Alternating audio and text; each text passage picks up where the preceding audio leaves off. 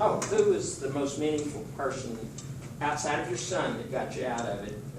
Was it somebody from the state, the police department, social worker? I want to say my lawyer, Jill McCaffey. I went to court for a bond reduction hearing because he was going to get bonded out by one of his friends. And I had my moment to face my abuser and stand up for myself, but I was really terrified. I was in court. We were about to go on trial. And I was like, I don't want to face him. I'm scared. He's going to look at me wrong, and I'm going to be scared to speak. But guess what? He went on trial first, and he was lying and lying, saying I did it to myself. I dragged myself down those stairs. I broke my own hip. I left my own self laying on the floor, and they didn't buy it for a second. And then I got on trial, and I told the truth. And I believe the very last question that I got from the prosecution was, Amber, the court pulled up your history, your medical records, and it shows that you have some kind of condition. What is that? And I said, I have skin cancer.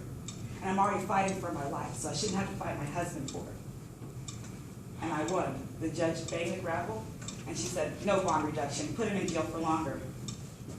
And I walked out with my head up high, and that showed me that I have a voice. I was almost terrified. I almost didn't even speak against it because I kept getting told, you know, I'm going to hurt you worse if you talk. I'm going to hurt you worse if you talk. But this time I wasn't afraid.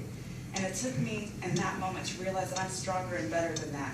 And if it wasn't for Jill McCaffey, who was my lawyer at the time, I wouldn't have had a voice. And right now I have a divorce lawyer who's my voice right now, who's fighting for me to get the divorce that I need, and she's giving me the protection I need as well. So she is my hero in this moment.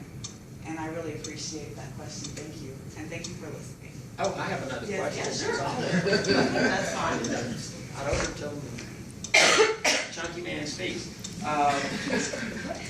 What guidelines would you give young ladies and young men? There are men. Right, there are men that can abuse.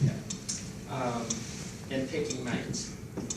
If they start showing signs of possession or possessiveness, like having to call you, seeing where you are, you know, every hour of the day, because it doesn't start like that. It's like perfect at first, right? Everyone wants to show you their best side, and they don't start showing their true side till maybe you're married 2 years or 4 years on one, or maybe 2 years into the relationship, but you're already invested so much, it's hard to leave. And you hear those the outsiders saying, well, why can't you just leave? You're stupid for staying. When you're in love and you're invested, and then you have a kid and you're married, it's hard to just leave and get out. Even just in a relationship, it's hard to leave and get out. And when your abuser, they start by grooming you. At first you're just ugly, then you're worthless, then you're stupid, then no one wants you, then no one else will take care of you like they can, then no one cares about you. They keep you from your friends. I lost all of my friends. I hardly spoke to my family. I became isolated and groomed to, he was all I had. That was it. And when they start grooming you and telling you, you can't hang out with her, she's a whore, or you can't hang out with him, he's a pedophile, just whatever. Just lies. Those are red flags. And I didn't see those red flags because I was 16 and so young, because I'm 26 now. I'm just like crazy to believe I've been married that long. But yes, when I started young, so I didn't get to see that, and I didn't know what love was, and that's what I learned throughout my journey. But when I turned 24 and I got that last beating, I started becoming an adult. Like my mind started developing, and I was like, this isn't right. This isn't for me. I don't want this for myself. I should have left a long time ago. Why didn't I do that when I saw the signs? Because I was already in love. And love will make you do crazy things. But if your partner is possessive, starting to keep you from your friends and family members, that's the first sign of abuse, because isolation is the first sign of abuse. And I would definitely look into that if your partner is trying to keep you from anyone that you love or care about. Great. Good job.